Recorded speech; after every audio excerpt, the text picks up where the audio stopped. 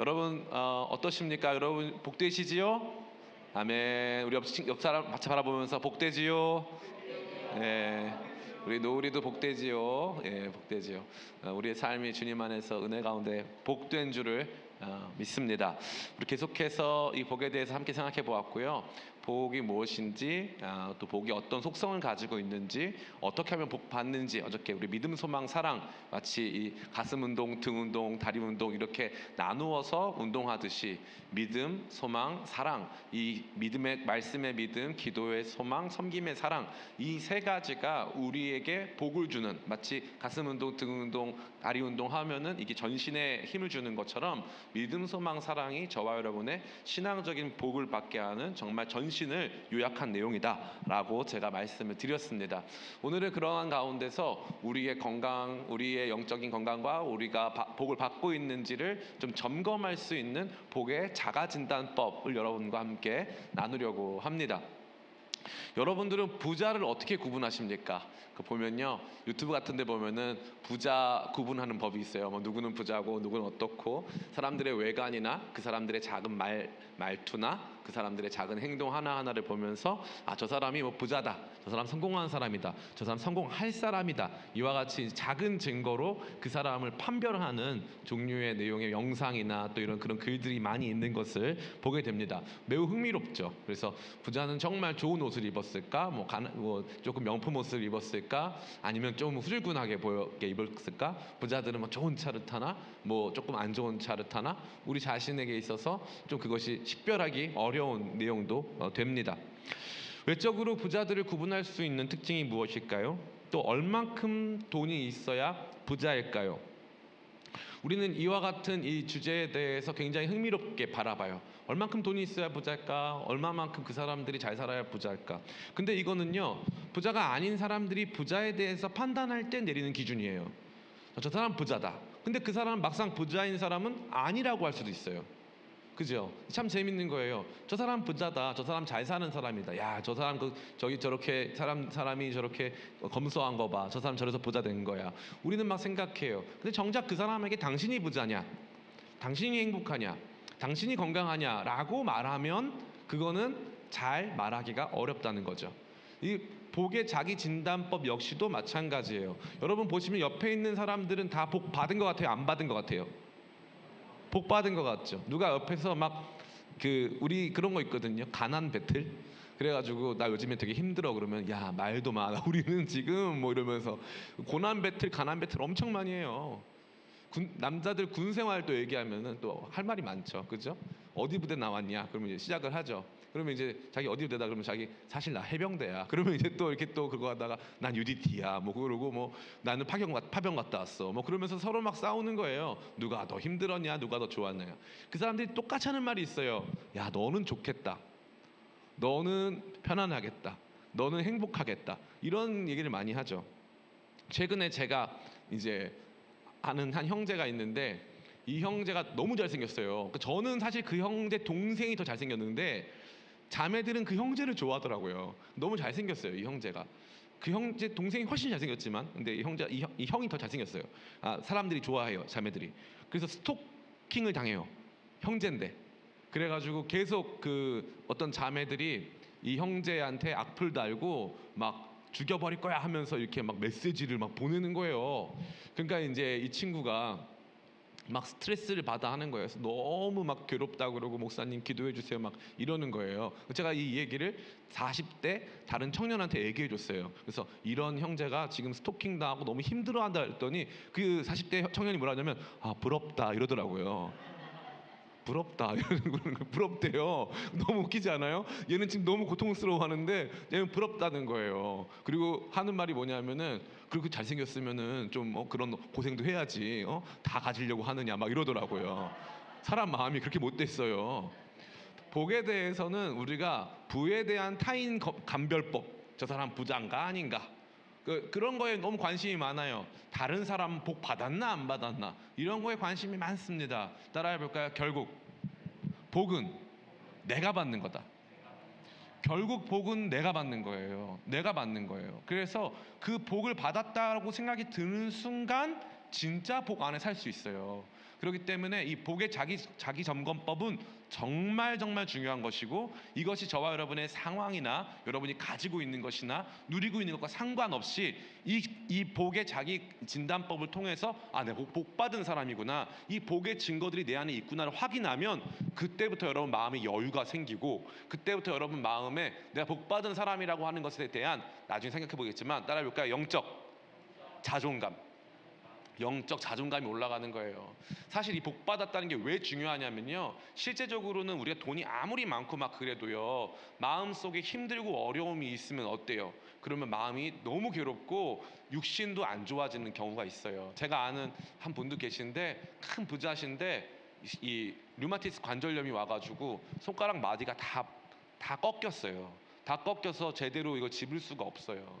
그러니까 우리가 자꾸 복에 대한, 부에 대한, 성공에 대한 객관적인 지표를 계속 들이밀고 나는 그 지표에 따라서 성공했네 안 했네 이딴 얘기 해봤자 아무 소용없는 거예요. 궁극적으로 내가 감사하기 시작하고 내가 그 복 안에 살기 시작하면서부터 달라지는 거예요. 그러면 그때 제일 중요한 게 뭐냐면 영적 자존감이에요.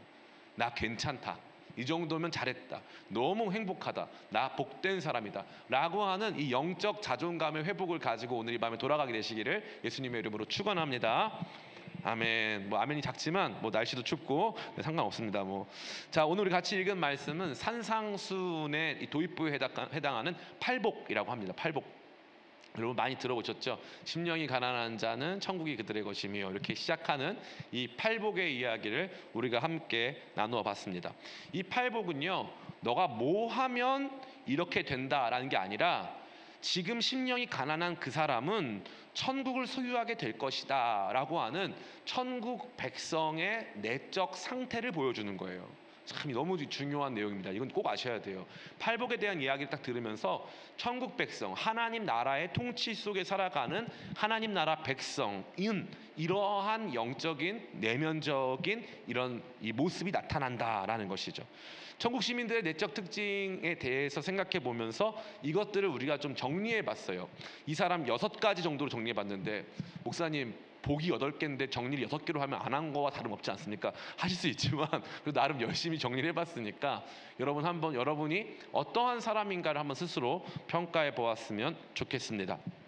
첫 번째 한번 띄워봐 주시겠어요? 시작.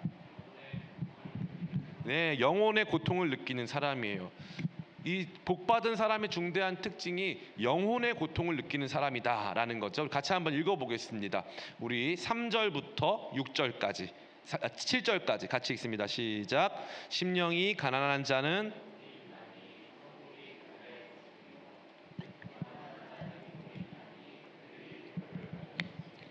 온유한 자는 복이 있나니 그들이 땅을 기업으로 받을 것이며, 의에 줄이고 목마른 자는 복이 있나니 그들이 배부를 것이며, 긍휼히 여기는 자는 복이 있나니 그들이 긍휼히 여김을 받을 것이며. 여기 보시면은 1절부터 7절까지의 내용을, 3절부터 7절까지 내용 보면은 이게 다 어떤 상태냐면 그들이 복이 있나니 복이 있나니 복이 있나니인데, 그 앞에 등장하는 조건들은 모두 다 고통스러운 거예요. 고통스러운 거. 심령의 가난, 애통, 의에 줄이고 목마름, 긍휼히 여김. 이 모두가 우리 안에 있는 영적인 고통, 내면의 고통을 보여주고 있는 거죠. 그러니까 고통이 없으면 복받은 사람 아니다라는 거예요. 이게 정말 중요한 거예요. 우리 자신이 정말 천국 시민으로서 하나님의 통치 가운데 살면서 하나님께 복받은 사람이라면 우리 안에 영적인 고통이 있어야 된다는 거예요. 영적인 고통이, 영적인 결핍으로 인한 고통, 영적인 배고픔으로 인한 고통, 영적으로 타인의 아픔을 깊이 공감하면서 겪게 되는 고통, 이 여러 가지 나중에 보겠지만 이제 의에 줄이고 목마른, 이 목마른 자의 고통까지 영적으로 고통을 느끼느냐 안 느끼느냐가 우리가 하나님께 속한 복을 받는 사람이냐 아니냐를 결정한다는 거예요. 이게 정말 중요한 거예요. 그래서 예수 믿고 살아가면서 나는 고통스럽지 않다, 그냥 막연히 행복하다, 그러면은 감사한 일이지만 사실 위험한 일이에요. 뭐가 위험하느냐? 첫 번째로는 심령의 가난을 못 느낀다는 거예요. 다시 말해, 내가 기도가 많이 부족한데, 내가 하나님으로 충만하지 못한데, 너무 목마른데, 내가 말씀 더 듣기를 원하는데, 더 예배하기를 원하는데, 내 마음에 심령의 가난이 없네. 이제는 말씀 그만 듣고 싶고, 기도 그만하고 싶고, 뭐 예배 그만하고 싶고, 찬양 그만 드리고 싶고, 그뿐만 아니라 그 행동을 넘어서서 영적으로 뭐 부족한 게 아무것도 없는 상태, 그 상태가 도달했다, 영적으로 배부르다, 영적으로 부족한 것이 아무것도 없다, 그러면 무슨 상태다? 복에서 멀어진 상태라. 이 너무너무 중요한 거예요. 목사님, 이거 너무 이거 가학적이고 너무 이거는 우리가 생각했던 것과 다릅니다. 생각할 수 있죠. 근데 가만히 생각해 보세요. 여러분 혹시 지난번에 여름 수련 여수 갔을 때 기억하실 수 있겠지만 한센병이라는 병이 있어요. 이 한센병은 특징이 뭡니까? 우리는 많은 사람들이 한센병에 대해서 단순한 피부병으로 여기는데, 이 한센병은 신경과 관련된 병이어서 어떤 게 문제가 되냐면은 한센병은 고통을 느끼지 못하는 거예요. 통증을 느낄 수가 없어요. 그래서 영화에서 보면은 아이가 한센병인지 아닌지를 확인하려고 엄마가 장난감을 갖고 놀게 한 다음에 바늘로 애를 꾹 찔러요. 그러면은 바늘로 애를 꾹 찔르면 애가 아파하면은 엄마가 다행인 거예요. 근데 애가 안 아픈 거야. 그러면은 이제 큰일 난 거예요. 이 중세 시대 뭐 이 과거에는 큰 문제가 난 거예요. 고통을 느끼는 건 복입니다. 배고픔을 느끼는 것도 복이에요. 그리고 목마름을 느끼는 것도 복입니다. 복이에요. 여러분, 저는 청소년 사역을 했는데 애들이 제일 많이 하는 말이 뭔 줄 알아요? 전도사님 배고파요. 너무 너무 킹받지 않아요? 전도사님 뭐 감사합니다, 뭐 잘생겼어요, 이런 거 없어요. 그냥 애들 전도사님 배고파요. 이거예요. 진짜 너무 애들이 너무 많이 먹어. 왜 이렇게 많이 먹어? 이게 진짜 웃긴 게 중학생 때는 자매들이 훨씬 많이 먹습니다. 중학교 여자애들은요, 제가 지난번에 말씀드렸잖아요. 국대 떡볶이 가면 국가대표처럼 먹고 조스 떡볶이는 조스처럼 먹어요. 정말 많이 먹습니다. 근데 걔네들 그 먹는 게 잘못됐나요? 허기를 느끼니까 너는 죄인이야. 너 허기 느껴서 죄인이야. 너는 큰 문제가 있는 거야. 너 그렇게 허기를 그렇게 느끼는 건 너 뱃속에 뭐 옛날에 어른들 맨날 그 말 듣는 거지가 몇 마리 들어. 그런 말을 왜 하는지 모르겠지만 애가 배고픈 건 정상적인 거예요. 키 크려고 하는 거고 뭔가 필요해서 그렇게 된 거 아닙니까? 목마른 것도 마찬가지 아니겠습니까? 특별히 여기서 등장하는 지금 이 사람이 이거 여덟 개의 다른 사람이 아니라 한 사람이에요. 한 사람. 이 사람이 경험하고 있는 이 배고픔은 뭐냐면 의의 줄이고, 그러니까 지금 하나님 보시기에 하나님께서 기뻐하실 만한 모습이 아닌 죄악된 세상을 향해서, 또 죄악된 내 모습을 향해서, 우리 가정의 모습을 향해서 주님의 의가 임할 수 있기를 목말라 하는 거예요. 이러면 안 된다, 이거 막 목말라 하는 거예요. 이거 왜 이러냐, 답답한 거예요 막. 그리고 그 안에서 의가 없는 세상 속에서 고통당하고 아파하고 소외되는 사람들과 그들의 고통에 참여하는 거잖아요. 그래서 이 긍휼이 영어로 뭡니까? compassion. com은 합친다는 뜻이고 passion은 뭐예요? passion은 사실 고통이에요. 고난을 말하는 거예요. 그래서 compassion 그러면은 함께 고통당한다는 거예요. 그래서 여기 이 팔복의 내용의 대부분은 고통과 연관이 돼 있어요. 고통과. 그래서 진짜 인간다움, 진짜 큰 행복, 진짜 큰 감사, 진짜 우리를 살게 하고 정말 인간답게 복되게 살게 하는 그 비결에는 고통이 자리하고 있는 거예요. 그래서 여러분이 행해야 될 게 뭐냐면은 여러분 고통을 느끼는가 생각해 봐야 돼요. 누군가의 배고픔에, 누군가가 처한 어려움과 아픔에 함께 고통을 느끼고 있는가. 내 안에서 그러한 어려움, 그러한 이 마음 가운데 영적인 목마름이 있는가. 그게 없다면 우리는 복된 삶이 아닐 수 있는 거죠. 한 번은 어떤 분이 소개해서 뭐 외국에 계신 큰 투자자 분하고 이렇게 온라인 줌 회의를 한 적이 있어요. 줌 미팅 한 적이 있는데 그 자매님이신데 한국에서 이제 미국으로 가가지고 이제 크게 성공했어요. 투자만 전문으로 하고 뭐 블록체인 중심으로 해서 엄청난 일을 하시는 분이더라고요. 근데 그 자매님한테 얘기를 들어보니까 그 자매님이 운용하시는 자산이 뭐 엄청납니다. 뭐 엄청나요. 뭐 몇천억을 넘어서요. 그냥 그렇게 90년생 자매님이신데 정말로 전 세계적으로 아마 엄청난 투자자 중에 한 명이지 않을까 싶은데, 그 자매랑 대화를 하는데요, 대단한 투자자 같아 보이지만 이 자매님이요 목마른 사람인 거예요. 미국인 남편하고 결혼해서 살면서 지금 있는 동네는 이제 한국인도 하나도 없고 교회도 없는 동네에 산대요. 그래서 이분이 저한테 하는 말이 뭐냐면은, 목사님 기도해 주세요, 기도해 주세요, 기도해 주세요. 계속 그 말을 해요. 목사님 기도해 주세요, 기도해 주세요. 그 자매는 너무 목말라서 주님을 만나고 싶고 은혜 가운데 들어가고 싶고 예배드리고 싶어서 너무 목마른데, 그러고 나서 맨날 열혈 시청하는 게 뭐냐면은 새롭게 하소서만 본대요. 그렇게 해서 누가 어렵다고만 하면은 돈 보낸대 거기로. 그렇게 해가지고 알게 된 거예요, 저랑. 근데 이번에 저희가 2월 13, 14, 15에 이제 총신대학교에서 큰 청년 컨퍼런스를 하거든요. 청년 컨퍼런스를 하는데 저한테 이제 개인톡이 온 거예요. 목사님 혼자 가도 되나요? 미국에서 그때 일부러 서울 와가지고 그 집회에 참석하고 싶다는 거예요. 자기는 꼭 와가지고 집회 참석하고 싶다. 우리가 봤을 때는 복 받은 삶은 미국 가가지고 뭐 몇천억 굴리면서 사는 게 복 받은 줄 알았죠? 그 사람한테 말하면 아니에요. 그 사람은 눈물이 흘러요, 마음 가운데. 난 어떻게 살아야 하나? 우리 가정, 우리 남편 어떻게 전도하나? 나는 어떤 믿음으로 살아야 하는가?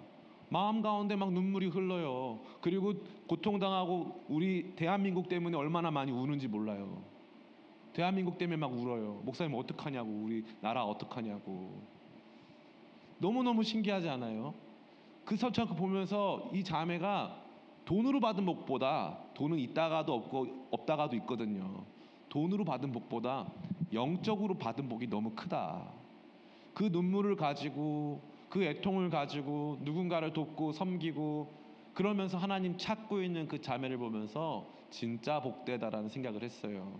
여러분, 이게 정말 중요한 거예요. 복은 하나님의 기쁨이에요. 하나님의 기쁨이 우리 가운데 임하고 있다라는 증거예요. 운동성 있는 증거.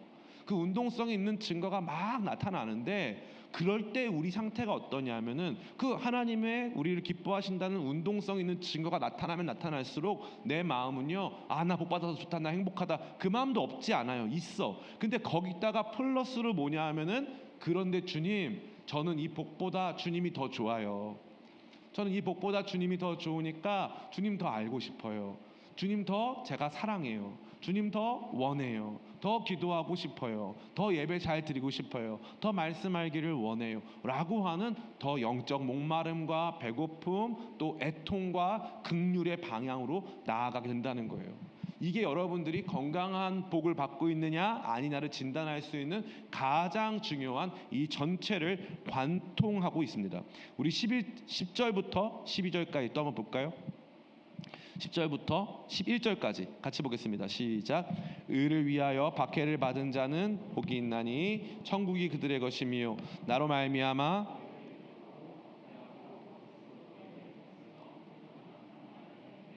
너희에게 복이 있나. 그죠? 여기 또 보면 또 고통당하고 있잖아요. 그러니까 우리가 이러한 고통이 있느냐, 영적인 고통이 있느냐, 영적인 목마름에 대한 고통, 영적으로 애통하게 되고 내 죄를 슬퍼하고 하나님 정말 저는 은혜 없이는 못 삽니다 하는 이 영적인 고통을 수반한 삶이냐, 그러면 돈이 일확천금 없다 해도 복받은 사람일 확률이 매우 높다. 그러면 여러분들에게 모든 조건이 완벽하진 않다 할지라도 여러분 비교적 건강한 거다라는 것을 알 수 있는 것입니다. 두 번째, 같이 한번 읽어볼까요? 두 번째 어떤 사람인가? 같이 읽습니다. 시작. 온유하고 맑은 사람. 온유하고 맑은 사람. 우리 5절 말씀입니다. 같이 읽습니다. 시작. 온유한 자는 복이 있나니 그들이 땅을 기업으로 받을 것이미요. 8절 말씀 시작. 마음이 청결한 자는 복이 있나니 그들이 하나님을 볼 것이미요. 여기 등장하는 이 중요한 두 가지의 복의 내용은요, 심령의 온유함과 청결함을 보여주고 있습니다. 이 온유함의 내용이 무엇인가를 살펴보기 위해서는 5절 말씀에 보면은 온유한 자는 복이 있나니 그들이 받을 복은 땅이에요. 야, 주님 역시 부동산의 가치를 아시니까 땅으로 복을 주시는구나. 우리 솔비가 너무 해맑게 웃고 있어가지고 땅에 좀 관심이 많은가 봐요. 우리 솔비 자매가 보기와는 다르게 땅을 이렇게 많이 좋아하는 것 같아서 재밌는데요. 땅을 주신대요. 땅을 주신대. 그 여러분 보세요. 땅을 갖고 있는 사람, 돈 많은 사람이 온유해 보여요? 조금 싸나워 보여요? 예, 조금 싸나워 보일 때가 많잖아요. 싸나워 보일 때가. 땅 많이 갖고 있어. 나 더 가질 거야, 더 가질 거야. 그죠? 또 마음에 청결한 사람은 뭐가 보상이에요? 하나님을 본다고 되어 있어요. 하나님을 보지 못하고 세상을 보고 인간을 보고 그래서 복을 받는 게 아니에요. 하나님을 볼 수 있으리만큼 그의 마음이 세상 것에 연연하지 않는 일종의 불교에서 말하는 무소유 유사한 그러한 상태가 맞아요. 저는 이게 사람들이 목사님 불교 무소유랑 기독교 무소유가 똑같으면 안 되죠. 똑같은 건 아니지만 어쨌건 우리 내부적으로 우리 안에서 경험할 수 있는 일부분과 같습니다. 그래서 저는요 가끔 절에 가거든요. 목사님이 왜 절에 가냐? 등산하다 보면 절이 꼭 있어요. 지나가요. 이렇게. 제가 한 3-4번 가본 절 중에 보문사라는 절이 있는데 강화도에 가면 성모도라는 섬에 있는 절이에요. 그 보문사에서 보는 이 낙조가 일품입니다. 일품. 그래서 거기 저녁에 이제 가가지고 보는데 그 저녁에 해질 때 올라가서 이제 그거 보고 쭉 내려오잖아요. 그러면은 이제 뉘엿뉘엿 해가 진 다음에 어스름한 저녁에 그 보문사에서 이렇게 종을 땡 치고 그러면은 우리 마음에 그냥 고요함이 찾아와요.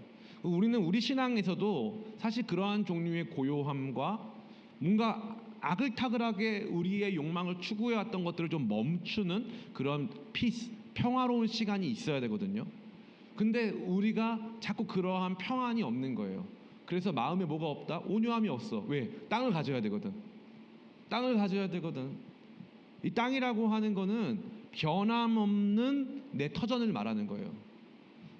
내 부의 원천, 내 존재의 원천, 나를 끝까지 붙잡아줄 그 무언가, 내 보장, 내 보험 이런 거예요. 그거를 꼭 가져야 되니까 막 치열하게 싸웠던 싸움이라는 거죠. 그런데 그 치열하게 싸웠던 싸움마저 멈출 수 있는 거예요. 그리고 마음의 청결함은 뭡니까? 다른 이들을 대할 때 욕심으로 대하는 것이 아니에요. 그 사람이 나한테 줄 수 있는 다양한 유익들, 그것이 중심이 아닌 거죠. 그래서 그의 마음은 청결한 거예요. 그래서 구약 성경에 제일 많이 나오는 표현이 뭐냐면 손 깨끗한 자라는 표현이에요. 손 깨끗한 자라고 하는 표현은 마음의 청결을 의미하는 거거든요. 손만 깨끗하다는 뜻이 아니에요. 그 마음의 청결은 무엇이냐? 다른 사람 거 취하려고 하지 않고 다른 사람 거 빼앗으려 하지 않고 누군가를 도구화하고 누군가를 자기의 이익으로 사용하려고 하는 것들을 멈춘 것을 말합니다. 그럼 그들에게는 어떠한 종류의 보상이 찾아옵니까? 그들은 하나님을 보고 하나님께서 약속하신 더 크고 영원한 기업을 선물로 받는 거예요. 그럼 거기에 내가 이 땅에서 아글타글하게 모으지 않아도 더 좋은 거, 더 대단한 가치가 있음을 보게 되는 것이죠. 사랑하는 성도 여러분, 오늘 이 말씀은 저와 여러분에게 말해주고 있어요. 내가 진짜 복받은 사람이라면, 진짜 복이 있는 사람이라면 우리 안에 땅을 얻기 위한 치열한 경쟁과 타인을 이기기 위한 이 마음 가운데의 계산들을 멈춘 상태라는 거죠. 멈춘 상태. 최근에 이 오징어 게임 2가 이제 나왔는데 저는 보진 않았습니다. 근데 사람들이 말이 많더라고요. 오징어 게임 1과 2를 비교했을 때 어떻다 저떻다 말이 많더라고요. 그런데 거기 보니까 참 재밌는 장면이 하나 있더라고요. 오징어 게임 1에서는 서로 경쟁만 했대요. 근데 전 안 봤는데 오징어 게임 또 말하면 또 스포일러 했다고 또 지금 솔비 그래서 웃고 있었죠. 제가 얘기하면 또 목사님 스포일러 했다 이렇게 해가지고 저 괴롭히려고 고통을 느낍니다. 제가 그래서 복된 거죠. 근데 거기 보면은 6명이서 다리 묶어가지고 같이 시간 안에 뛰어오는 게 있대요. 근데 재밌는 게 뭐냐면 서로 경쟁하는 구도에서는 서로 총으로 쏘고 막 서로 이 사람 죽게끔 하고 막 그랬대요. 그런데 같이 시간을 통과하는 거래요. 몇 분 안에 들어오면 되는 거래요. 그러니까 서로 경쟁하지 않으니까 어떤 일이 발생하냐면은 옆에 있는 사람끼리도 같이 이렇게 발 맞춰서 빨리 들어오려고 하고 뒤에 앉아 있는 사람도 응원해 주더라는 거예요. 참 재밌죠? 내가 너의 경쟁자라고 느꼈을 때는 이 사람이 없어져야 내가 승리하니까 땅을 기업으로 얻기 위해서 마음이 온유해질 수가 없는 거예요. 그리고 이 사람을 없애거나 혹은 이 사람이 가지고 있는 걸 뺏어야 내가 이익을 얻을 수 있다면 그렇게 되면 마음에 청결함이 있을 수가 없는데 그 상황에서 나랑 경쟁하지 않는다는 생각, 서로가 서로에게 도움이 되고 있다라고 하는 마음의 청결함이 임하기 시작하니까 그때 이 사람들은 서로의 모습 안에서 하나님을 본다는 거예요. 저렇게 나를 응원해 주시는 분, 하나님을 본다는 거죠. 이 보면서 너무너무 재밌는 거예요. 우리 인간 세계의 모습을 그대로 보여주고 있는 거죠. 우리가 복 받는다는 게 뭐냐? 우리는 서로가 서로의 경쟁자가 아닌 줄 믿습니다. 우리는 서로가 서로의 경쟁자가 아니에요. 이 팔복의 내용은 바로 그 내용이에요. 서로가 서로의 경쟁자가 되거나 누구를 내가 이용하거나 누구의 것을 빼앗거나 승리의 지점에 올라섰을 때만 그게 아니에요. 온유하고 청결한 마음, 그게 하나님께서 주시는 복이다. 그거보다 더 값진 인생 있다 없다? 없다는 거예요. 승리해서 이렇게 있는 것보다 더 가치 있는 삶이 없다라는 것입니다. 세 번째, 같이 한번 읽어볼까요? 시작. 평화를 위해 싸우는 사람. 이거 너무 재밌어요. 평화를 위하는데 싸워요. 평화를 위한 싸움. 재밌죠? 싸움이 없는 상태가 평화인데 평화를 위해 싸워요. 우리 말씀 같이 한번 읽어볼까요? 같이 읽겠습니다. 9절 말씀 같이 읽습니다. 시작. 화평하게 하는 자는 복이 있나니 그들이 하나님의 아들이라 일컬음을 받을 것이미요. 아멘. 화평하게 하는 자는 복이 있다고 되어 있어요. 화평을 만드는 사람, 피스메이커죠. 평화를 만들어가는 그 사람들은 복이 있을 거라는 거예요. 그럼 재밌는 건 뭐냐면은 이 평화를 만들기 위해서 뒤에 등장하는 10절 말씀, 10절 말씀. 의를 위하여 박해를 받은 자는 복이 있나니 천국이 그들의 것임이라. 나로 말미암아 너희를 욕하고 박해하고 거짓으로 너희를 거슬러 모든 악한 말을 할 때에는 너희에게 복이 있나니. 그죠? 이 말이 뭡니까? 평화를 만들어 가는데 그 과정에 있어서 많은 핍박도 오고 많은 어려움도 닥쳐 온다는 거예요. 많은 어려움 닥쳐 온다는 거예요. 이게 너무너무 재밌는 거예요.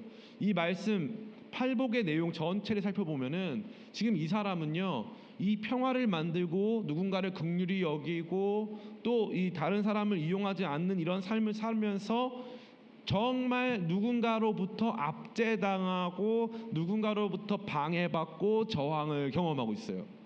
그러니까 이 평화는 그냥 만들어지는 평화가 아니라는 거예요. 이 평화 한번 만들기 위해서 누군가가 그 안에 들어가서 치열한 싸움을 싸우고, 물론 그 싸움이 막 주먹다짐하고 막 해가지고 힘에 의한 평화는 아니에요. 그러나 평화를 만들기 위해서 누군가가 눈물을 흘려야 한다라는 거죠. 이 싸움이 있느냐 이거예요. 여러분이 세상 가운데 평화를 만들기 위해서 피스메이커로서 살아가느냐 이거죠. 가정 안에서의 갈등을 여러분들이 조금씩이나마 줄여가려고 또 애를 쓰고, 또 관계적으로 상황적으로 교회 안에서 또 국가 안에서. 이번에 그 오징어 게임 2에 보니까 옛날과 다르게 OX로 나눠서 이렇게 하는데 내가 투표한 거를 이렇게 가슴팍에 붙이겠다 하더라고요. 그래서 이 원래는 게임을 진행하는 사람들이 악이고 게임에 참여하는 사람들은 선이었는데, 이제부터 게임을 진행하는 사람들, 게임을 만든 사람들에 대해서는 사람들이 잊어버렸고 이 서로 게임 하고 있는 사람들이 반으로 나눠져서 싸운다는 거예요. 반으로 나눠져서 싸운다. 제가 얼마 전에 말씀드렸죠. 어떤 교회에서 싸움이 났는데 목사님 파랑 장로님 파랑 싸움이 난 거예요. 근데 이제 중고등부를 하려고 하는데 강남에 있는 교회입니다. 중고등부 애들이 예배 시간에 왔어요. 예배 시간에 왔는데 선생님이 물어보는 거예요. 너는 무슨 파야? 고등부 아이한테 무슨 파냐는 거예요. 그래서 저는 파 없는데 그랬더니 너네 엄마 누구 권사지? 너네 엄마는 장로파니까 너 여기 예배 나오면 안 돼. 그랬다는 거예요.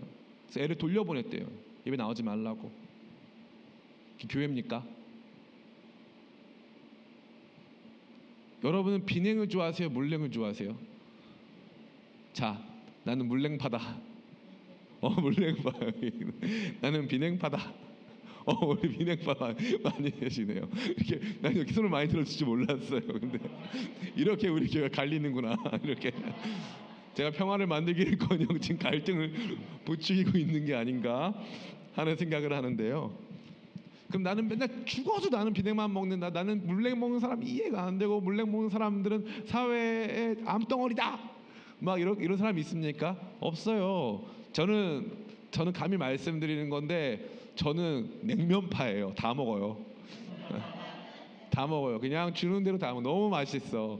너무 맛있어. 어쩔 때는 제가 그리고 한동안 평양냉면 엄청 싫어했어요.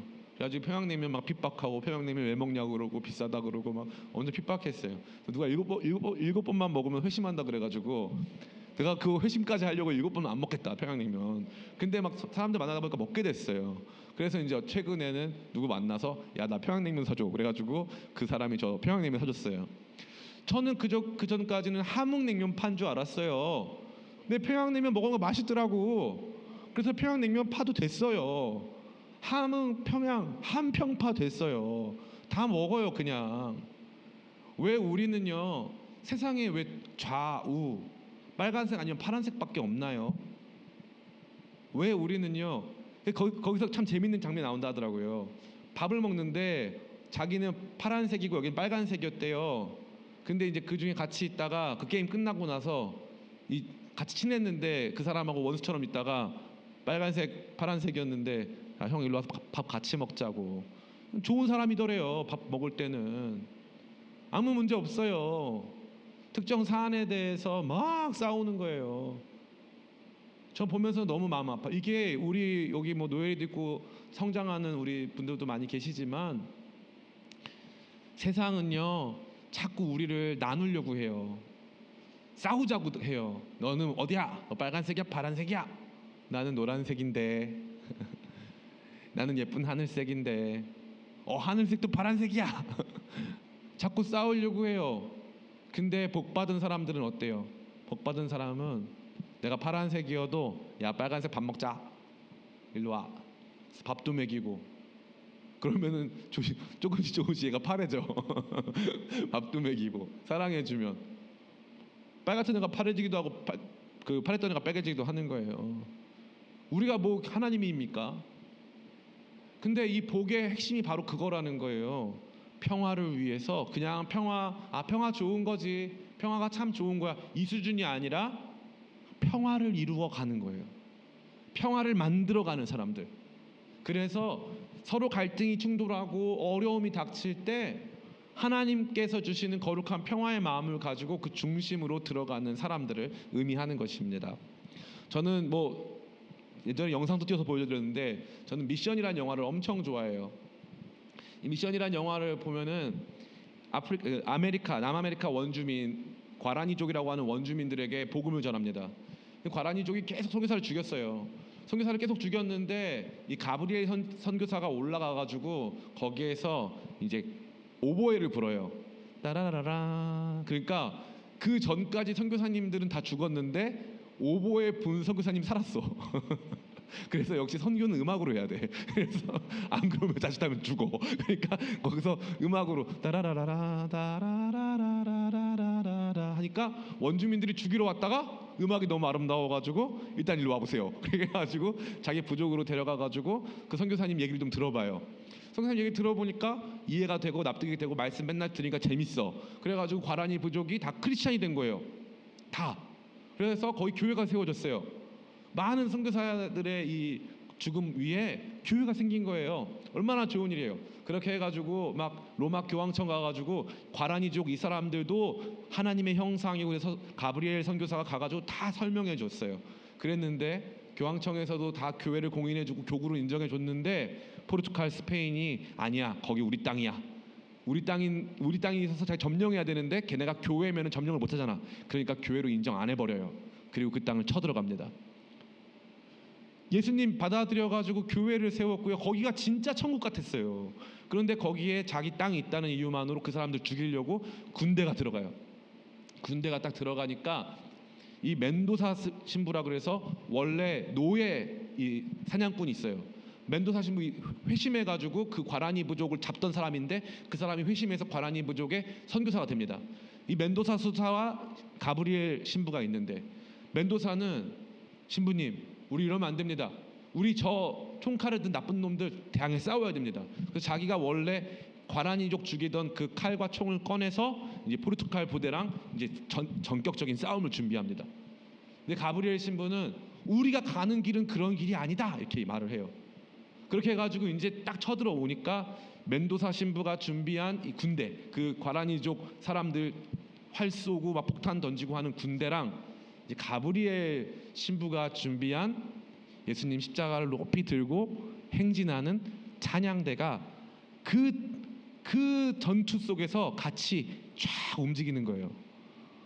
근데 이제 멘도사 신부가 준비하는 막 그 전투 속에서 막 그 과라니족들이 막 죽어가죠.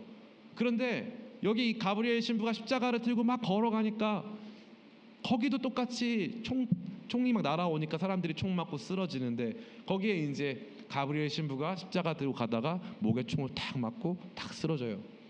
멘도사 신부는 그 모습을 가만히 봅니다. 평화, 그 땅에서 예수 그리스도의 평화를 만들어가는 게 너무너무 힘든 거예요. 사람들의 충돌하는 이해관계 속에서 갈등하는 이 증오와 미움과 폭력 속에서 십자가를 들고 묵묵히 행진하는 가브리엘 신부, 그리고 또 그 사람들을 도와주면서 지금 이 과라니족 사람들 보호하겠다고 힘쓰면서 싸우는 이 멘도사 신부. 이들 중에 누가 정의이냐? 저는 가브리엘 신부라고 생각해요. 근데 그 영화에서는 십자가를 든 사람만큼 총을 들어야 했던 멘도사 신부도 하나님의 뜻 가운데 있었다 이렇게 말할 메시지가 있어요. 근데 저는 그거는 부정해요. 근데 확실한 건 뭡니까? 확실한 거는 평화를 만들어 가는데 그렇게 많은 희생이 뒤따른 것이고 그러한 가치를 가지고 살아가는 사람 복된 사람들이 좀 있습니다. 여러분 평화를 만들어 가시길 축복합니다. 제가 언제 나중에 이제 우리 기독교인들이 알아야 될 뭐 좌우 상관없이 우리 기독교인들이 알아야 될 성경적인 이제 이 정치관에 대해서 한번 꼭 말씀드리고 싶은 날이 와요. 정말로. 근데 우리의 핵심은 뭐냐? 평화예요. 평화. 그리스도의 왕되심으로 인한 평화예요. 우리는 평화를 추구하는 점 있습니다. 아멘. 평화예요. 우리 정치의 핵심은 평화입니다. 평화와 사랑. 그게 우리가 만들어가고자 하는 정치 가치의 핵심인 것이지 자꾸 투쟁을 통해 가지고 보이지 않는 적들을 만들어서 사람들을 자꾸 악마화하는 것은 전혀 행복한 게 아니에요. 여러분 가운데 이게 사탄이 부추기는 게 뭐냐면 쟤는 악마야 라고 생각하게 하는 거예요. 저 사람은 악마야. 내가 싫어하는 저 사람은 악마야. 저 사람은 이랬을 거야. 저 사람은 지금도 나쁜 생각을 할 거야.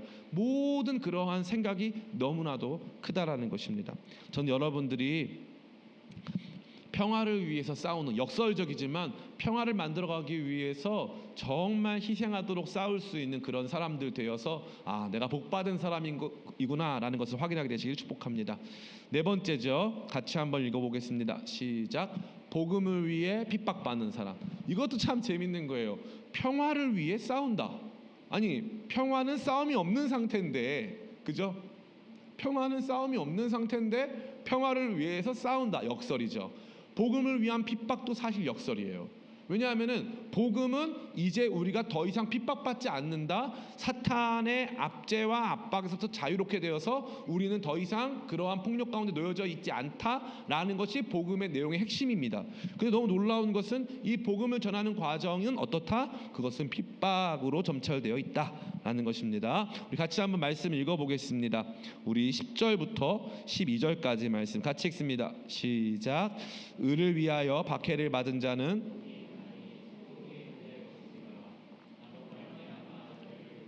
박해하고 거짓으로 너희를 거슬러 모든 악한 말을 할 때에는 너희에게 복이 있나니 기뻐하고 즐거워하라. 하늘에서 너희의 상이 큼이라. 너희 전에 있던 선지자들도 이같이 박해하였느니라. 아멘. 여기 보니까 박해라는 말이 얼마나 많이 등장합니까? 10절에도 의를 위하여 박해, 나로 말미암아 너희를 욕하고 박해, 선지자들도 이같이 박해하였느니라. 박해받는다, 저항받는다. 세상 속에서 우리가 살아갈 때 호락호락하지 않은 삶의 환경이 펼쳐진다라는 것이죠. 이것은 매우 단순합니다. 내가 크리스찬으로 살면서 세상과 그 어떠한 저항도 느낄 수 없다. 세상은 나를 너무 좋은 크리스찬으로 생각하고 세상 사람들이 나를 다 환영하기만 한다. 물론 세상 사람들이 여러분들이 죄 짓는 것 때문에 박해하면 당연한 박해지만 예수 믿는 것만으로도 박해하는 일이 있을까요, 없을까요? 있습니다. 여러분이 진짜 예수님 잘 믿으면요 반드시 박해하는 일이 찾아와요. 예전에 우리 교회에 있었던 윤덕수 집사님 보면요 참 대단한 분이었어요. 회사에서 이 부사장님이 주는 술이 있었거든요, 회식 때. 그러면은 우리 집사님은 그걸 다 거절하셨어요. 그러면 옆에 이제 다른 직원들도 많은데 그 부사장님이 그 사람들 앞에서 집사님 뺨을 팍 때리면서 네가 뭔데 내가 주는 술을 안 마셔? 막 이랬다는 거예요. 그럼에도 불구하고 거기서 믿음 지켰는데 거기 나중에 가보니까 우리 집사님이 이 회사에 가보니까 그 회사가 빌딩이 2개거든요. 자기 부서는 A동에 있어요. 근데 자기 책상만 B동에 가 있더래요. 우리 부서는 다 A동에 있는데 자기는 다른 부서 사이에 혼자 앉아있는 책상 하나 주더니 컴퓨터도 안 주더니 신경도 안 쓰고 있더래요. 그 너무 힘든 시간들을 막 저한테 울면서 토로하시더라고요. 회사에서 이 집사님을 너무 좋게 봐서 영업부였는데 영업도 너무 잘하셔서 맨날 1등 해가지고 너무 좋게 봐가지고 집사님을 이제 그 경영대학원에 회사 돈으로 보냈었어요. 회사에서 굉장히 총망받는 분이었고 승진도 엄청 빨랐어요. 근데 언제부터 이렇게 됐느냐? 예수쟁이라는 걸 아니까 사람들이 이제 핍박하는 거예요. 예를 들어 한 달에 영업을 해서 영업부였는데 영업을 해가지고 1,000개를 팔아야 된다. 그럼 집사님은 새벽마다 기도해가지고 하는데 할당량이 1,000개면은 열흘 만에 1,000개 다 판대요. 집사님은 신기하게 자기 다 팔린대요. 그게 다 팔린대요. 그러면 너무 재밌게도 자기 할당을 채웠잖아요. 그러면은 가보면은 그 칠판에 자기 할당량이 원래 1,000개라고 분명히 자기 보고 했는데 거기 칠판에 3,000개로 써 있대요. 며칠 만에 누가 바꾼 거예요. 다른 사원들은 500개, 300개 막 이래요. 그리고 회사에서 예를 들면은 뭐 축구공 파는 회사인데 갑자기 수건을 사와서 팔라 그런대요. 그럼 자기는 그거 다 팔았대요. 그것도. 근데 그런 거 다 해도 결국에는 예수쟁이기 때문에 배척받은 거예요. 미움털 박힌 거죠. 왜냐하면 그 회사가 고사도 지내고 막 그러거든요. 고사도 지내고. 복음을 위해서는 그러한 종류의 다양한 사회적 핍박이 작용합니다.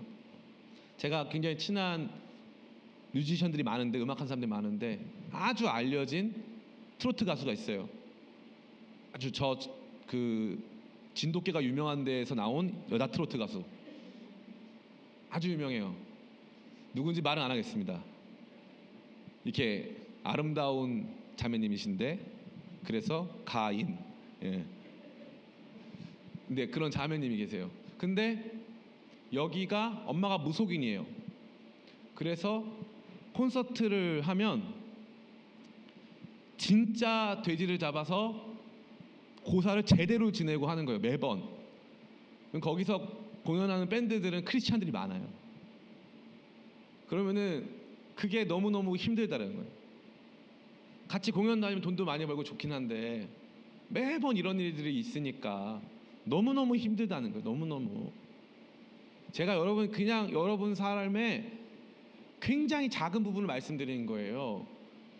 이제부터 삶을 살아가면서 주변에 이와 비슷한 문화적인 핍박, 또 인격적인 핍박, 또 사회 안에서 이루어지는 다양한 핍박, 플러스 여러분이 해외 단기팀을 나간다던가 또 중장기로 헌신하게 됐을 때 선교지에서 받게 되어지는 저항, 법적인 박해, 행정적인 박해, 이런 모든 것들을 통합적으로 생각해 볼 때 복음으로 여기고 이거 진짜 모두가 들어야 되는 소식입니다라고 생각하고 그 복음을 가지고 살아가는 삶에는 반드시 박해가 있을 수밖에 없다는 거예요.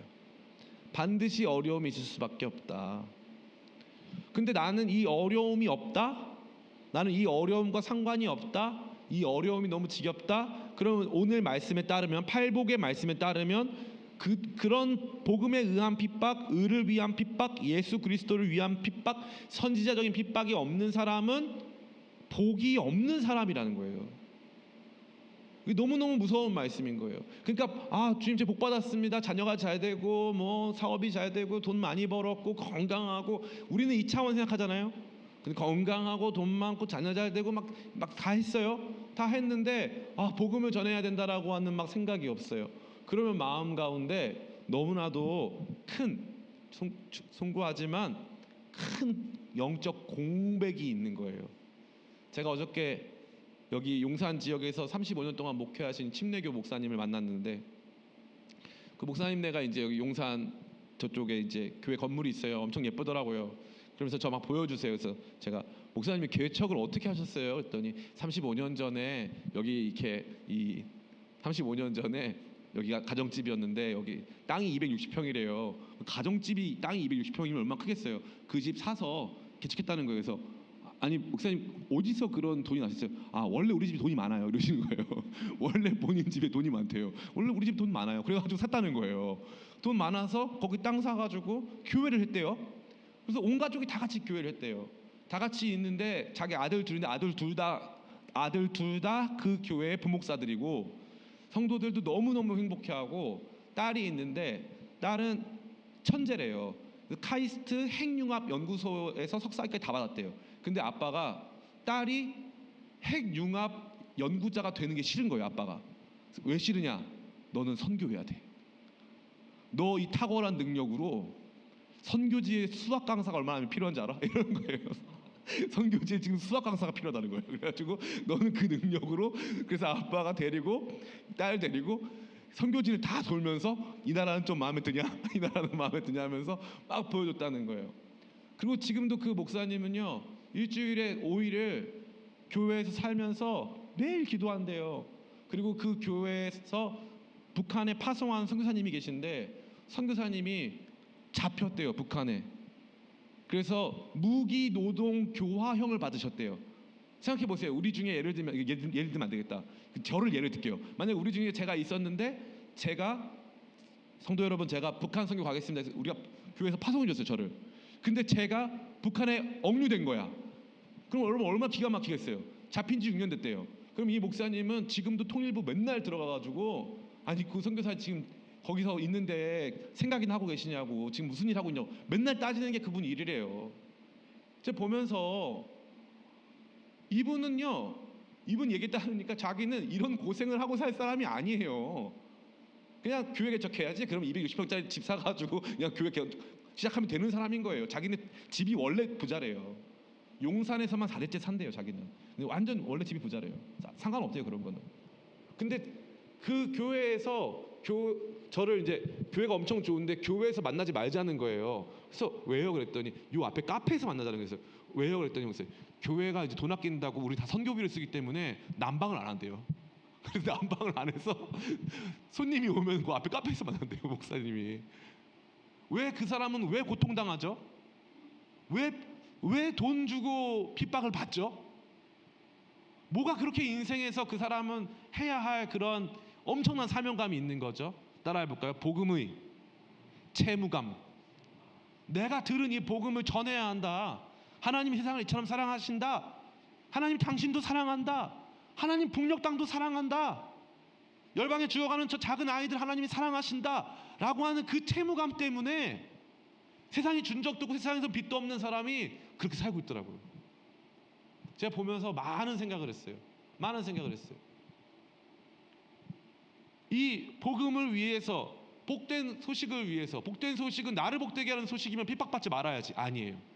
이 소식이 너무 복되니까 핍박받아도 전하고 내가 핍박받아도 전할 만큼 가치가 있는 소식이라는 사실인 거죠. 사랑하는 성도 여러분, 진짜 성공한 삶, 진짜 복된 삶 그거 뭡니까?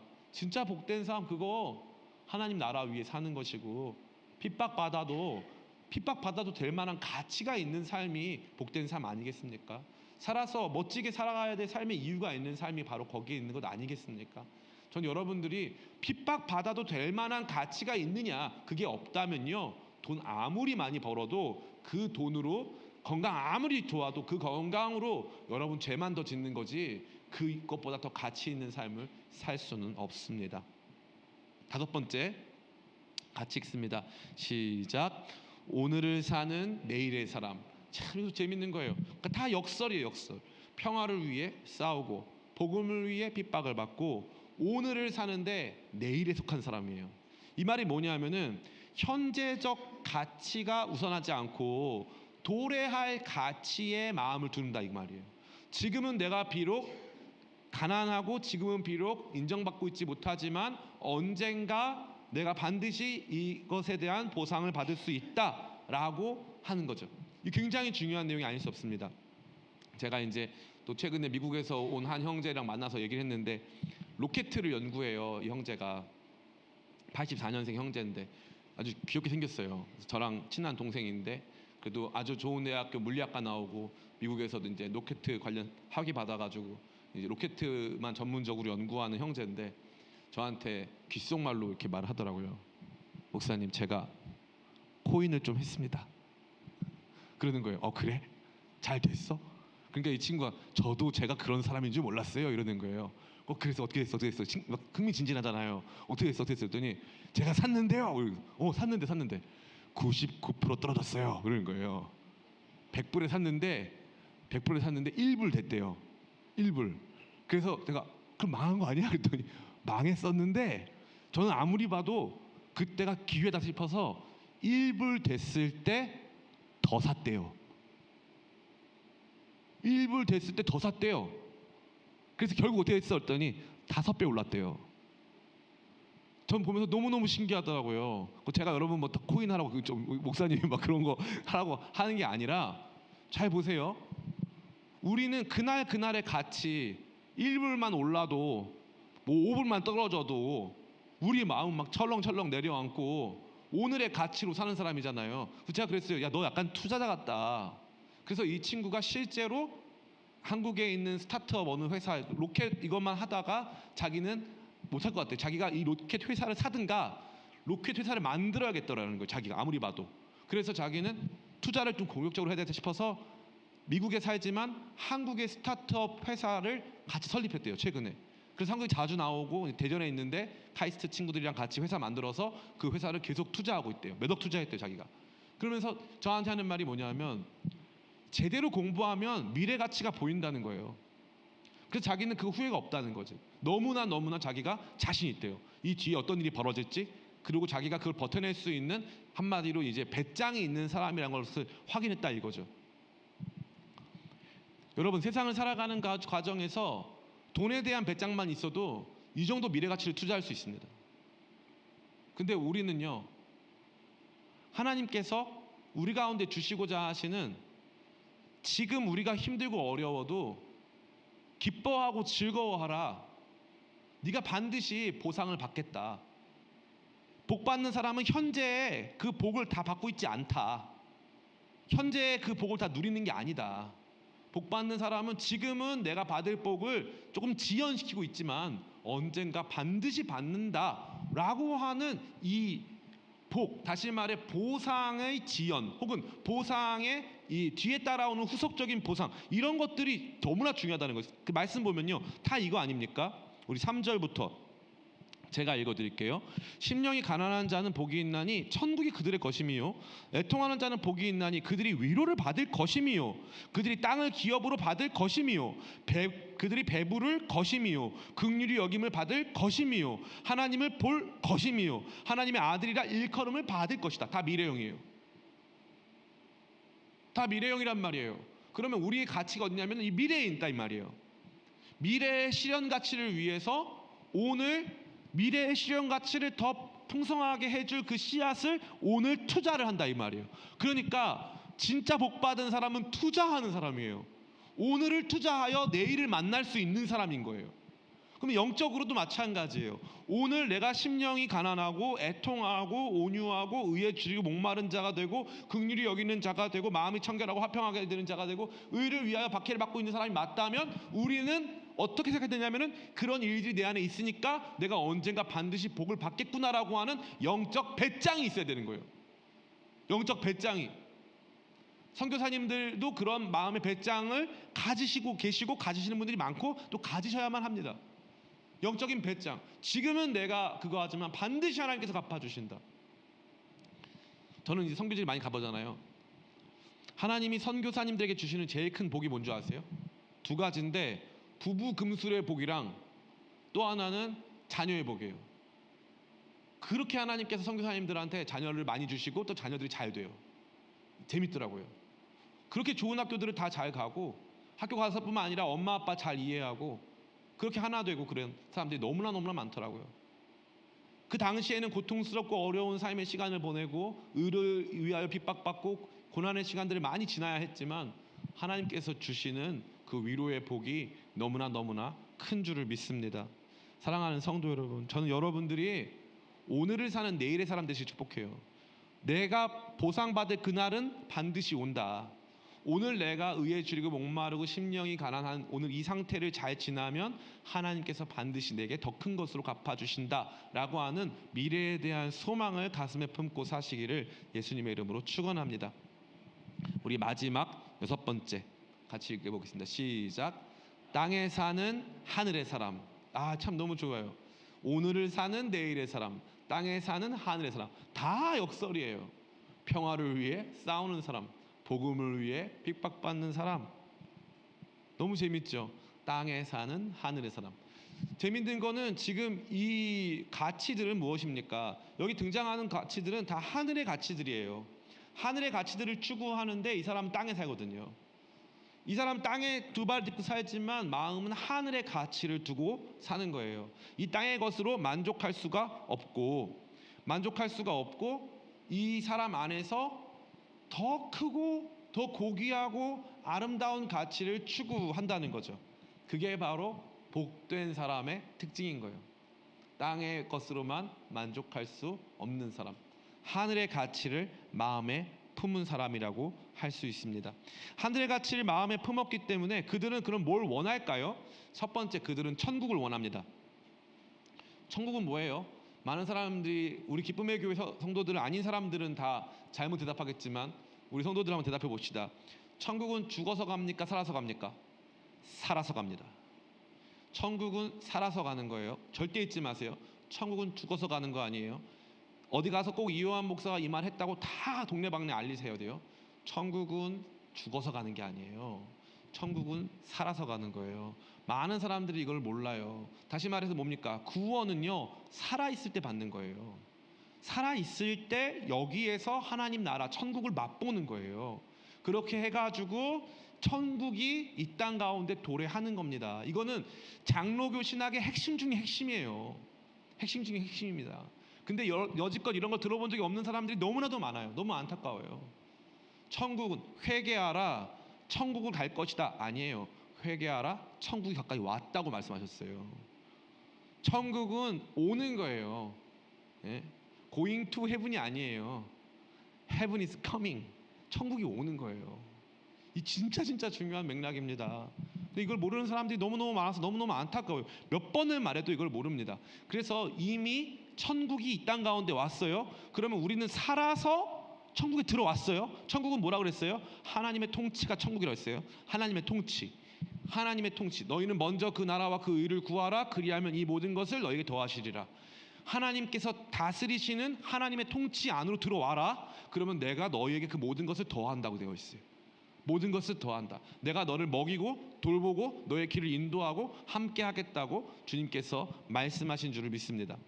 그러한 과정에서 신자는 단순히 이 땅의 문제를 무엇을 먹을까, 무엇을 마실까, 무엇을 입을까 하는 이 삶의 문제만 가지고 살아가는 생물학적인 존재가 아니라는 거예요. 신자는 정말 하나님을 사모하고 천국을 구하고 하나님의 위로를 소망하고 이 땅을 하나님께서 기업으로 주실 그날을 바라보고 긍휼히 여김을 받을 것을 소망하게 되고 하나님을 보는 것, 더 고차원적인 가치의 사람이라는 거예요. 더 고차원적인 가치. 많은 분들 생각해요. 하나님 어떻게 볼 수? 하나님 못 봅니다. 근데 성경은 하나님 본다는데요. 하나님 못 보고요. 하나님을 본다는 건요, 하나님에 대한 이해와 인식의 차원이 크고 깊어지는 걸 의미하는 거예요. 이 정말 중요한 거예요. 하나님을 본다는 건 관원적 표현이고 하나님을 원래 볼 수 없고 계시록에서도 볼 수는 없어요. 하나님의 얼굴을 보는 게 아니라 예수님의 얼굴을 보는 거예요. 이거 나중에 좀 설명을 좀 드리고 싶은데 예수님의 얼굴을 본 사람은 하나님의 얼굴을 본 거예요. 지금 또 갑자기 여기서 헷갈리기 시작하죠. 약간 갑자기 또 수학 문제 나온 것 같고. 고린도후서 4장 6절.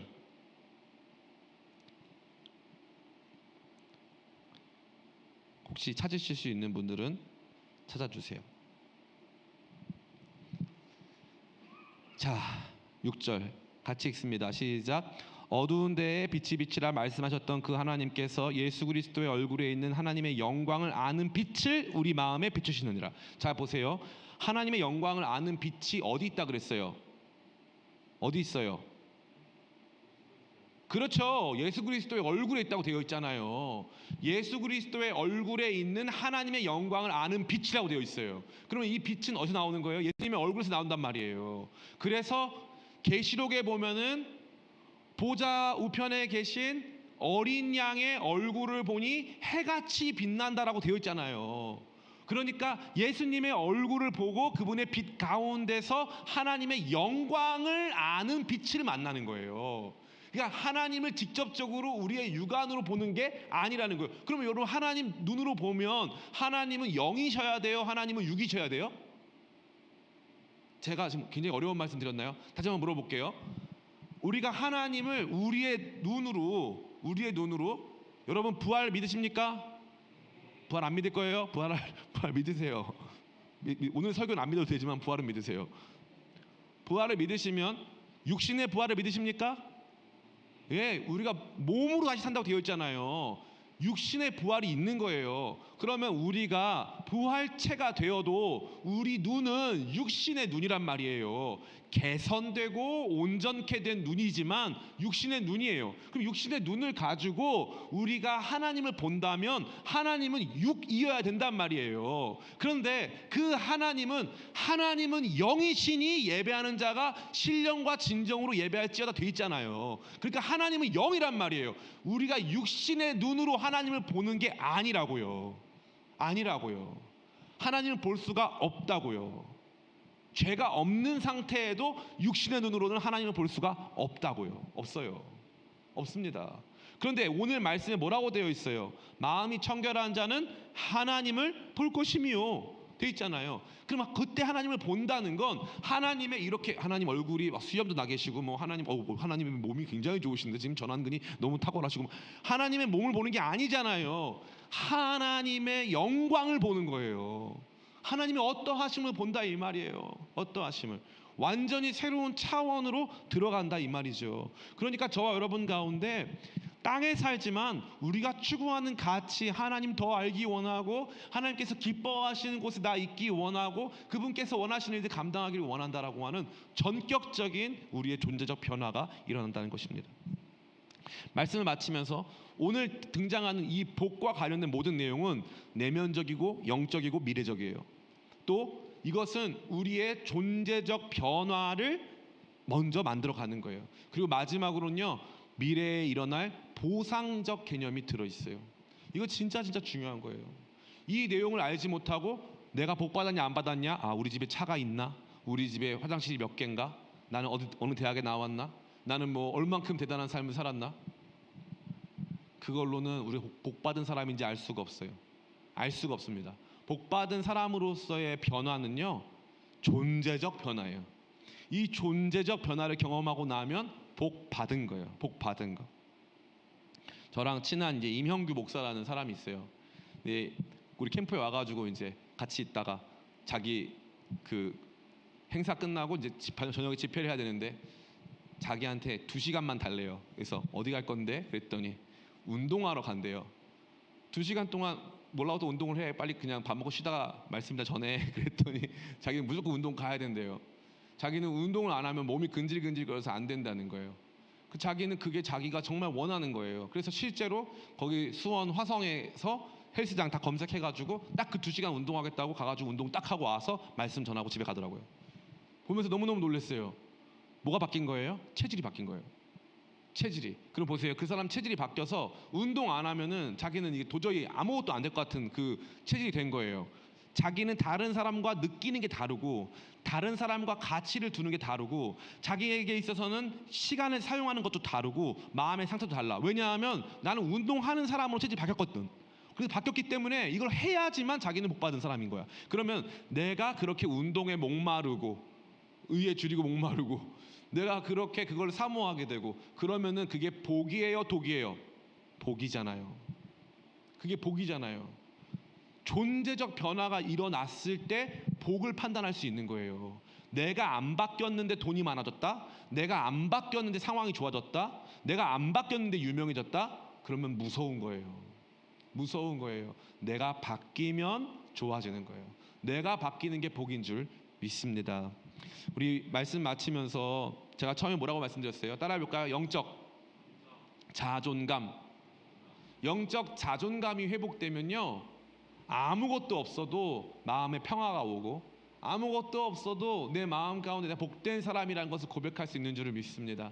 그래서 영적 자존감의 회복이 이루어질 때 그때 행복한 거예요. 그 영적 자존감이 언제 회복되어지냐? 심령이 가난한 자, 의에 줄이고 목마른 자, 애통하는 자, 화평케 하는 자, 마음이 청결한 자, 그러한 상태가 막 다가오잖아요. 그러면 내가 세상에서는 박해받고 고난받고 어려움이 있어도 내 마음 가운데 하나님 나 사랑하신다, 하나님 내가 하나님의 나라를 꿈꾸고 있다라고 하는 거룩한 영적 자존감이 쫙 올라와요. 그래서 마음 가운데 두려움이 없어지고 기쁨이 있습니다. 제가 살던 집은 저 성북구 정릉동에 있던 집이었어요. 저희 집주인분은 이제 거기 동네에서 고려대학교 이제 한봉흠 교수님이란 분이었어요. 이 고려대 나중에 검색해 보시면 나오겠지만 이 한봉흠 교수님은 고려대 인문학장을 지내신 우리나라 주역 관상 장명 1인자예요, 이분이. 그래서 거기에 집이 그 동네에 가면은 구석구석에 현무암이 있어요. 자기 타운이 있거든요. 그분 집이 너무 많아서 그분 타운이 있어요. 근데 구석구석에 현무암이 있어요. 현무암의 특징이 뭐냐하면 화기를 막아준대요. 그래서 직접 갖고 와서 현무암을 배치한 거예요. 보통 사람이 아니에요. 근데 이분이 저희를 너무 좋아해가지고 제가 가면은 올라와 보라고 해서 본인 집으로 저택으로 저를 데려갑니다. 데려가가지고 저한테 막 얘기를 하는 거예요. 이렇게 하면 복 받고 저렇게 하면 복 받고 막 얘기해요. 제가 그때 예수님을 인격적으로 만날 때였거든요. 제가 교수님, 저는 교수님 하나도 안 부러워요. 그러니까 교수님 놀라는 거예요. 니까지 깨? 날 안 부러워한다고? 난 다 가졌는데 니까지 깨? 막 이래요. 저는 이 땅에 살지만 하늘의 복이 많거든요. 근데 교수님은 하늘의 복 없으시잖아요. 그러니까 뭐라고 막 말을 해요. 그리고 얼마 안 돼서 돌아가셨죠. 그 따님도 독일에서 공부하고 온 박사예요. 도고동락 박사. 얼마 전에 저한테 전화가 왔어요. 목사님, 따님이 집주인이었고 저희 세입자였어요. 저희 아래층 살았고 우리는 위층 살았어. 전화 왔어요. 목사님 잘 지내시죠? 그러면서 무슨 서류가 혹시 있을까요? 연락이 왔어요. 그래서 저희가 서류가 없어요, 죄송해요 그랬더니 그분이 아니에요, 저희는 목사님 이사 나온 지 10년도 넘었어요. 목사님 가정 이사 나가시고 늘 그리워요. 어머니 존경하고요. 목사님 너무 존경해요. 저한테 그러시는 거예요. 저는 세입자고 그분들은 건물주였어요. 30몇 채 집을 가지고 있어요. 그분들은 돈 없어질까봐 다 구멍 뚫린 옷만 입어요. 여러분 혹시 자매들 중에 독일 남자가 결혼한 사람 절대 막 결혼하지 마세요. 엄청 짠돌이들이에요, 진짜. 독일 사람들 진짜 짠돌이들. 그런 사람들인데 그분들이 저희들한테 같이 위아래층 같이 살았잖아요. 위아래층 같이 살면서 그분들이 저희 어머니 보면서 맨날 기도하시는 모습 보면서 존경한다고. 제가 뭐든지 열심히 도와주는 모습 보면서 저희 존경한다고. 그런 세입자가 없었대요, 저희 같은 세입자들이. 제가 그때 깨달았죠. 누가 복 받은 사람이냐? 누가 복 받은 사람이냐? 많은 거 가져도 가난하게 누가 부자인 거 알까봐 이렇게 부들부들 떠는 사람하고 아무것도 없지만 당당하게 살아가면서 건물주분들 축복해주고 거기에 있는 그 딸들도 있었거든요. 그 아이들 축복해주고 했었던 누가 부자냐 이거예요. 누가 복 받은 사람이냐 이거죠. 우리 그리스도인들이 복 받은 사람인 줄 믿습니다. 영적 자존감을 가지고 어깨 피고 그 어떤 사람이라 할지라도 여러분 주눅 들지 말고 그 앞에서 오늘을 사는 내일의 사람, 땅에 사는 하늘의 사람으로 이 땅을 축복하며 복받은 사람답게 살게 되시기를 예수님의 이름으로 축원합니다.